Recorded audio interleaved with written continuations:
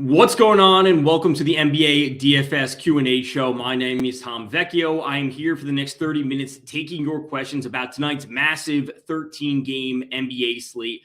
There's a lot to get to. We are pretty set on the injury front outside of a few players. There's a ton of value on this slate. There's also a ton of star players you want to be paying up for.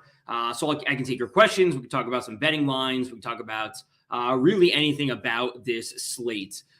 Starting off, just a quick recap, or I should say just a quick little note of some of the bets that I made already. I took the Nets +2 early this morning, the Hawks -2, Jimmy Butler over, I think it's 36.5 points, rebounds, assists combined. I think it's 36.5, 35.5, somewhere around there for Jimmy Butler. And then Sabonis, the over as well on him. 36.5 for Jimmy Butler. And I think it's 38.5 for Sabonis on the Pacers.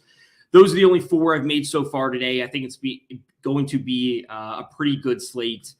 Certainly liking the potential usage for Jimmy Butler with a few players missing out of their lineups. It's up to 39 for Sabonis. I got it at 38. Grim is asking thoughts on McKinney, Melton, Williams, Sharp, Edwards. Are they worth starting? Yes. So I am personally big on DeAnthony Melton and Day'Ron Sharp. Those are two players I wrote up on NumberFire, the daily value article, 3 NBA values that I do every day. I'm personally big on them, but obviously there's a case to be made for Zaire Williams along with Alfonso McKinney.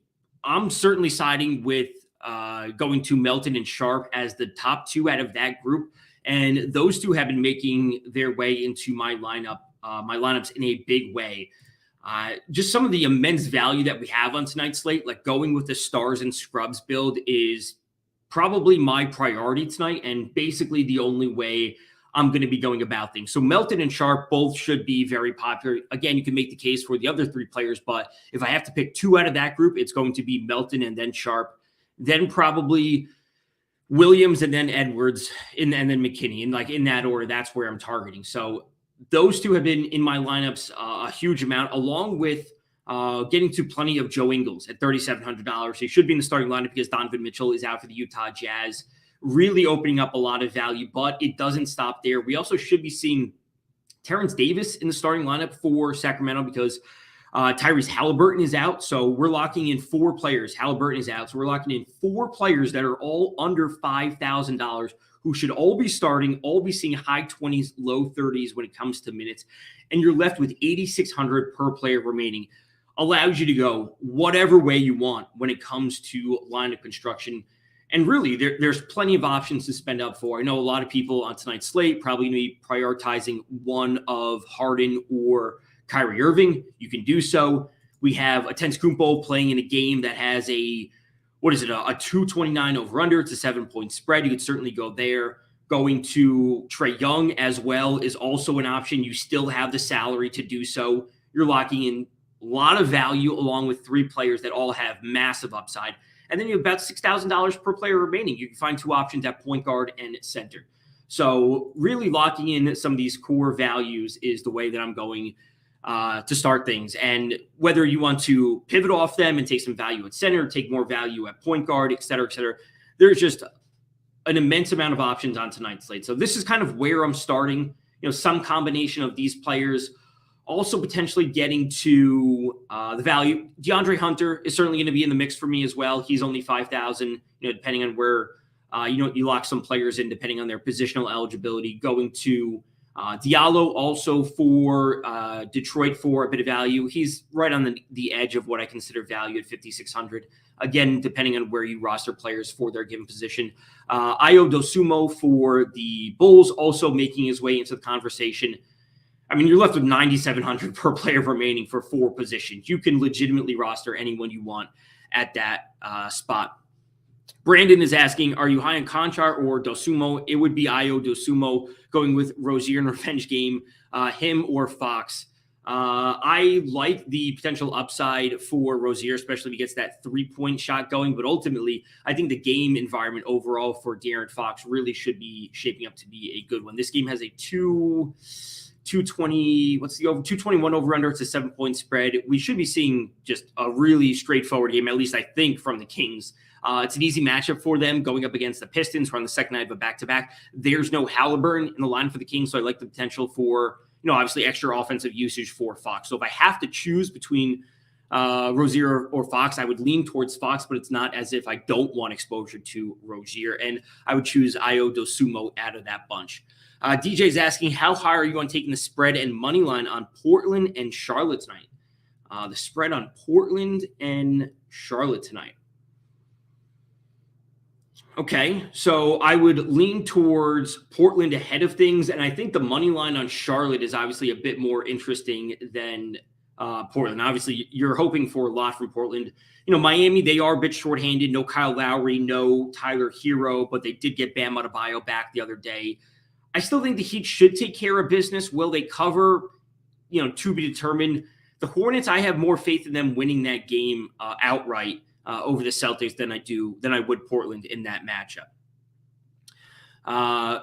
Play Gabe Vincent tonight. Gabe Vincent, he's a solid option. This game with a 211 over under, I think is only going to be, so good. Again, I have some interest in Jimmy Butler. As I said, I already bet on the over for his points, rebounds, assist. That was after Hero was ruled out. So I have some interest in this game. It's just going to be in a limited capacity just due to the 211 over under.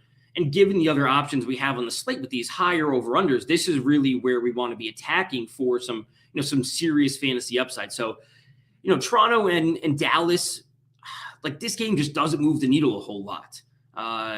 Whereas the other, and I said this on the podcast for the Daily ISO today, Orlando and Philadelphia, this game is okay. It's just simply not as good with a game that has an over-under that's 20 points higher. And that's kind of where Portland and Miami fall. They fall into a game that's good but not great. If I end up with lineups with none of the players in them, I'm not going to be worried about it. Focusing on some of these games that just have much higher over-under, sitting in the 230 range compared to a game that's at 211 or 214. So it's not that I don't like those players. It's just that I think we can find a little bit stronger options at their given positions. When it comes to the injury front on tonight's slate, I don't think that there's too much we need to be massively worried about. LeBron is listed as probable. That's kind of one of the main things. Wendell Carter, you could be getting some value there. If Chuma Okeke is in the starting lineup for the Orlando Magic, that's fine. Kelly Oubre, he can get hot at times off the bench for Charlotte, but not a massive change. Gary Trent, maybe. Drew Holiday is probably the biggest injury issue we have when it comes to tonight's slate. If he's not in there, we have seen George Hill in the starting lineup in the past few games for the Bucks. As I mentioned again on the podcast, George Hill, not a player I'm necessarily looking towards, even if he is starting, just a player that's simply not producing a whole lot of fantasy points, even when he is in the starting lineup. So this is just generally a player that I'm not looking towards playing, over 30 minutes and producing 11 FanDuel points is not something that I'm really interested in at all. I would have interest in going to Pat Connaughton or Dante DiVincenzo just because they're slightly cheaper. We do see them fill up the stat sheet a little bit more, along with providing a little bit more scoring upside compared to George Hill. So Drew Holiday's probably the biggest injury issue on tonight's slate. Brogdon, I guess also you could make the case that he's somewhat important because if Dwayne Washington's going to be in the starting lineup at $3,500 in a game with a 225 over-under, that's also a pace-up spot for Indiana because they're 21st in the league and the Lakers are sitting up at first. Yeah, Dwayne Washington at the minimum salary could be an option you want to consider. The Lakers, as we know, if you've been following the NBA, we know that they're not playing super strong defense as of late. These game logs don't look amazing for Dwayne Washington, but 25 plus minutes out of a player that's $3,500, he would certainly make his way into my starting lineup. Start Ariza for savings purposes. Ariza isn't a player that I often look towards for the Lakers at $3,900. At power forward, if you need an option that's that cheap, let's see. Well, let's just go to power forward overall. Ultimately, can you start Joe Ingles at power forward? Is it shooting guard? Yeah, Ingles is just shooting guard, small forward. So at $3,900 at power forward, who would I look to instead of Ariza? He just doesn't carry a whole lot of upside. it's not a player I'm really ever too interested in rostering. I mean, Sharp is 4,500, so it's slightly more expensive. A little bit different of a salary range if you can't get there. Sengun at $4,000 isn't the worst option. I'd probably prefer him over Ariza.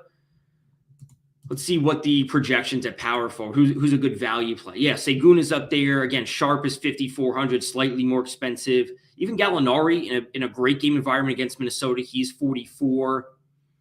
There aren't many that are like below 4,000 if you're looking for that exact. Or Jeremiah Robinson-Earl, he's a decent value play today.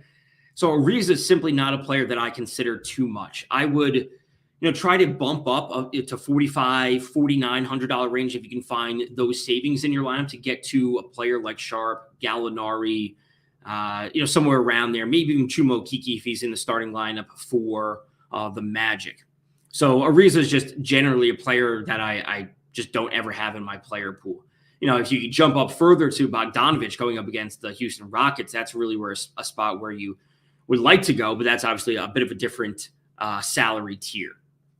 So these are the main value plays that I'm going to be targeting tonight, and this is obviously something that should not be a surprise to anyone. We should see many of these players, specifically Melton, Davis, Sharp, and Dosunmu, be very, very chalky tonight. This is kind of the core, essentially, for a lot of my value plays. Again, mixing in DeAndre Hunter, mixing in Diallo, some of these mid-range value plays, and then going to Murray, going to Trae Young, Irving, Harden, Antetokounmpo at the other positions to load up on some of those stars. Grim is asking Saddiq Bey, Lou Dort, Jaren Jackson, or Keldon Johnson. That's a good group of players in that. So I absolutely love the matchup and the overall game environment for Jaren Jackson and Keldon Johnson. Those are two players that I specifically like tonight. But Saddiq Bey going up against Sacramento, it's not as if we're worried about the Kings defense. I said I was big on Diallo. It's kind of a coin flip between Diallo and Bey. If you end up with Bey, that's certainly fine. I would take Jaren Jackson and Keldon Johnson ahead of Dort and Bey, absolutely. Jerry's saying, I like Giannis, Harden, LaMelo Ball type of build. What are your thoughts? That's totally an option tonight. So, we have some of these players. These are the values that I'm kind of leaning towards. And if you wanted to get to LaMelo Ball's 80, 200, and Harden, we're working with value. You have the stars that you want, and you're still working with 6,500 per player remaining to fill in two spots. And if you weren't high on one of these specific value plays and you wanted to swap in someone else, you're still working with plenty of salary available. So finding out the value, I think, is on, these kind of stars and scrubs type build is certainly the route that I start with. I want to find those value plays. I want to lock in the players that are going to be seeing an increased amount of minutes or whatever it might be, given their, team situation, injury situation, all those sorts of things. And then it's filtering in the value plays. So I like Harden tonight, but I also like Murray. Right. And I also want to be spending up for Antetokounmpo, but I also want to, focus sometimes getting some of those, some of that salary, that equivalent salary at the center position. So I figure out some of the value plays first and then, filter in the different stars that I like. Who are my top two studs on tonight's slate? It would be Antetokounmpo and Harden. Green on YouTube is asking. Those are my top two. After that, overall, after Antetokounmpo and Harden, it would probably be Jokic, Murray, Trae Young, Sabonis. That's probably the route that I'm going for my stars tonight. Not with Butler in the lineup. He takes in front of him. Jimmy Butler. Yeah, if you can have Butler in there as well, that's certainly fine. Can you play Harden and Irving in cash games? I think that's certainly fine. We know the usage is going to be there for both of them. This game environment against Washington is as ideal of a matchup as we possibly have. It's a massive over-under with a 1-point spread. It is a game that features two teams that don't specifically play a whole lot of defense, right? We're not worried about Washington's defense. As I've said before, the Nets have regressed on defense overall. So looking to a high over-under game with a 1-point spread for two players that are going to be seeing high usage. Like, is this, I don't know if there's a big enough sample size for this specific starting lineup, but let's see. Durant is out. Bembry's questionable. Claxton is out. Paul Millsap is out.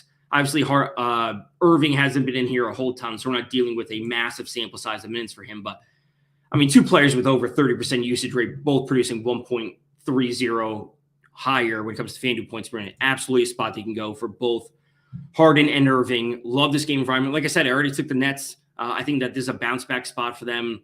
Kind of a weird game for them, especially at the end of the game the other day against Cleveland. I think they need to bounce back against a beatable Washington team. So I already took Brooklyn +2 early this morning. Jerry's saying that's a lot of value in Chicago and Cleveland. A game with Okoro could be one of those guys from Chicago, et cetera. Yeah, I like all those. I like all those value plays. I'm leaning a little bit more towards Ayo Dosunmu as my top value play out of that game. Green is asking, can I go mega chalk and build around Dosunmu, Davis, and Melton and Cash? Yeah, as I said, I don't know if you just joined, but those are three of the key value plays that I am big on. So Melton, this is where I started off the stream. This is where I started off going with some of the core value plays that I'm working with. These five, right? These five: Melton, Dosunmu, Ingles, Davis, and Sharp. This is where I'm starting off a lot of my value and then a lot of my builds. And some of the builds are going to have Antetokounmpo and Harden, and some of them are going to have, Jokic and Harden and Jokic and Trae Young and Trae Young and Antetokounmpo, like that sort of mix. But these are like the core five that I'm starting with. So love Dosunmu, Davis, and Melton. Yeah, they're all super chalky, and they're super chalky for a reason. Like, this is what happens in NBA DFS. Like, everyone's on the same value plays. Everyone's on, some of these sort of mid-range plays because we know they're going to be locked in for so many minutes, whatever it might be. Their usage is going to be increased because they're going to be in the starting lineup, or a player happens to be out, like Halliburton being out for the Kings and Donovan Mitchell being out for Utah, and Chicago has a number of players out. Memphis has a number of players out. So I am totally on board with all of these players right here. And then, it's, pick your flavor at the star position. Is there a sixth man that you like you put in your lineup as a non-starter in the $4,000 to $5,000 range? I'm leaning towards Brandon Clark. Thoughts on that? So love this type of question where it's like a player who's going to play a big role off the bench. They're going to be probably in the mid-20s when it comes to minutes. They're probably not going to be super popular. They're not super expensive. Like, who's a player that can exceed value and also has a good game environment? So Brandon Clark is always a solid option for that. One of my favorites to go to is always going to be Buddy Hield, just because he takes an insane amount of threes every night. He's a little bit more expensive than you're specifically asking for. He's up at $5,800, but the three-point upside he brings is absolutely awesome. And Gallinari is also that type of player that can get hot from the field, but also Alex Caruso, expected to be back in the lineup for the Bulls. Yes, a player that we know isn't like a massive pure scorer, but he gets it done so often in the peripheral stat category. Can also rack up a ton of steals, which we know are so valuable. So Caruso, I'm totally on board with Clark, but outside of him, if you're looking for other options, it would be Buddy Hield if you can get up to 5,800, but Caruso is 4,500, and then Gallinari is 44. So a couple players in that range, one slightly above it. Do you have any money picks for Detroit Sacramento? Do you mean like a betting in terms of that game? I would have to look at some the Kings. Like, the Kings should be able to win this game. I would lean towards the over in this. Let's look at some of these player combos. This is where I generally like to go for most. These are all good. Like, Cade Cunningham, 27.5. It's not too bad. Diallo at 21.5. I actually like the over on that. As I said, Diallo is one of those other value plays, or somewhat of a value play that I'm targeting. He's up at 5,600. So if you're looking for a bet in that game, I would lean towards the over, and then the over on Diallo, 21.5 points, rebounds, assists combined. I'm going to fade high-price centers and play Onyeka Okongwu, Green is saying on YouTube. Totally an option. As I said on the podcast, on the Daily ISO this morning, like, I'm slightly worried about this overall game environment for Joel Embiid. I'm worried about him reaching value tonight simply due to the fact that, this game has a lower over-under, and we're dealing with an 11.5-point spread, right? This has some serious blowout potential. So I'm not worried about like the 76ers winning this game. What it comes down to, I'm worried about Embiid reaching value where he simply doesn't have to play a lot in the fourth quarter, because the 76ers are taking care of business and they're just up by so much against the Magic because it's a super easy matchup. So if you want to fade these top options and spend down to Onyeka Okongwu at what is it, 4,800, 4,900 for Onyeka Okongwu, that's totally an option. And listen, if you're rolling with all of this value, 11,000 per player remaining, you can roster whatever you want. So if you're going to some of these chalky options at, the value tier, or if you don't want to roster one of them and you want to spend up for Harden, I mean, you take the value at center, you take the value at the wing position, you spend up at point guard, you spend up for Antetokounmpo or LeBron, whatever it might be. Jerry's saying it's a big chalky night. That's what it's certainly looking like. You're also saying you like Jordan Clarkson and Hield as non-starters. Clarkson is always one of the go-to players on the Jazz when Donovan Mitchell is out. No matter where you look across the industry today, or not just today, but literally anytime Donovan Mitchell has been out over the past, 3 seasons Jordan Clarkson has been there since he got traded. It's always going to Donovan Mitchell, or always going to Clarkson when Donovan Mitchell is out. So totally liking Clarkson as well. Sabonis or Siakam tonight. I'm leaning towards Siakam simply due to the game environment, right? This 206 over under, 208 over under for Toronto and Dallas is just simply not as good as 225 for Indiana and Los Angeles. As I already said, I took the over on Sabonis, 38.5 points, rebounds, assists combined. I took the over on that earlier today. So I'm leaning towards Sabonis like 9 times out of 10 compared to a game that has a 208 over under. That's just how I view things. How do you feel about Aldridge versus Washington? Does he see 25 plus minutes? And is he playable in cash? Green on YouTube is asking. That's a good question. Let's just see what he's projected at. Projected for 20 minutes, which isn't a surprise. We should certainly see, him, Sharp. I'm not going to be surprised if we do see Blake Griffin get a few more minutes for the Nets tonight, just because they are so shorthanded. At the big man position, Millsap out. So I don't expect anyone to play over 30 minutes for the Nets. That's kind of the way they do things. I think it's going to be a full rotation. So 25, I think, is stretching it for Aldridge. I would not play him in cash. No. Can you go LeBron over Giannis? Of course you can. I mean, there's nothing to say that LeBron can outperform Giannis on a point per dollar basis and or match him just straight up or exceed him when it comes to a fantasy production. They're both in great game environments. This is 225. This one's at 229. So they're both essentially the same, a 7-point spread, a 5-point spread. So yeah, you can absolutely go to LeBron, especially with Westbrook struggling as of late and seeing his minutes decreased. Overall, LeBron is always an option. Jerry's saying I don't see Embiid getting to value. As I said on the podcast, something that I am very, very, kind of like glass half empty on. I'm not going to Embiid, in large capacities tonight. And maybe when push comes to shove, it may not be at all tonight. Grim is asking, is there a better option for the Bulls winning the NBA championship or conference yet? Futures for the Bulls. Winning the East it's plus 1,000. That's pretty good. The championship is Southwest. These are divisional. Is there a championship bet? Oh, finals. Here we go.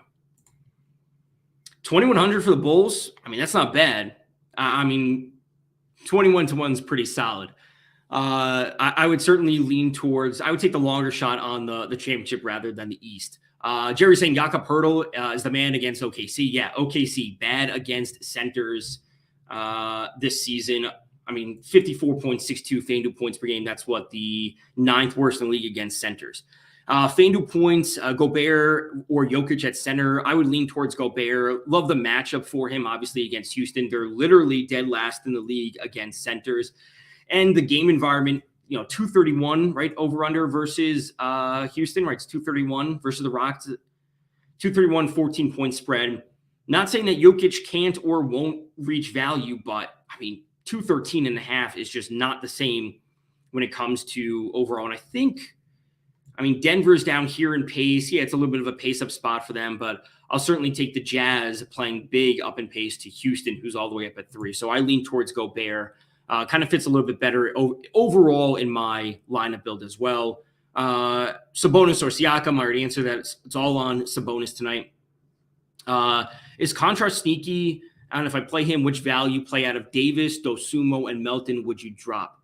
So totally on board with, as I've said before, or as I said on the podcast about this game overall, you really can't convince me that there's like no one that's not worth playing. Like this game, Minnesota, Atlanta, and 234 between Brooklyn and Washington. Like you could make a case for a lot of those players for a different region. So if you want to put him in, who would you drop out of Davis, Dosunmu, or Melton?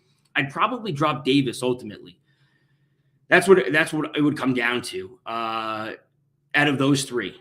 You know, if you don't want to roster two of both Melton and Conchar from the same team in the same lineup, I totally get that. So then drop Melton and then roll with Davis and Dosunmu along with Conchar. You're saying the Bulls need some work? Yeah, the Bulls also need to get a little bit healthy. But if you're looking for a long shot, like the Bulls are a team that hopefully can get it done in the East. I think they're going to obviously make the playoffs. They just need to get healthy and find a little bit more consistency. What are your thoughts on Keldon Johnson for San Antonio if Keita Bates-Diop if he plays? So this matchup, I would lean a little bit more towards mainly Murray and Jakob Poeltl with Keldon Johnson being that third option. Keita Bates-Diop, I think it's fine. Like I'm not trying to take too many options from the Spurs. They are playing slightly paced down, so I'll stick with the main usage players for the Spurs. You mentioned Jakob Poeltl before. That's a player I know I'll have in some of my lineup builds. Just because he fits in the mid-range at center. Overall, I don't think he's going to be massively popular tonight. Is there a way I can play Evan Mobley tonight? Jonathan on Facebook is asking. Absolutely. He's a player that we know carries a high ceiling. He's also a player that is very affordable tonight, only at $6,600. Matchup against Chicago is, 220, 215. 3-point spread. We do see the Cavs as road favorites continuing to be this solid covering team. You know, I like Mobley tonight. Ultimately, I don't love him. I'm not saying I hate him tonight. You know, I'm saying he's a player that falls into the mid-tier where, along with the game, there are good options in this game. Some of them are better than others.